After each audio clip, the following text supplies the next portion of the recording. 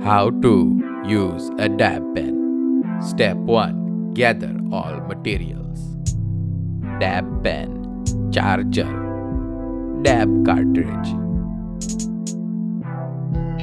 Step 2. Charge the battery. Screw the battery into the charger.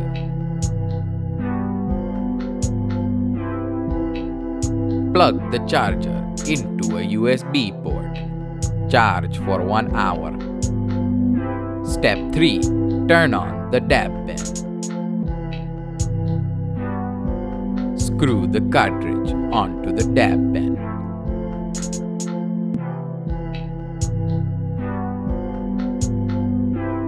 Press the button 5 times to turn on the dab pen. Press it 3 more times to change the temperature. To take a hit, press and hold the button while inhaling.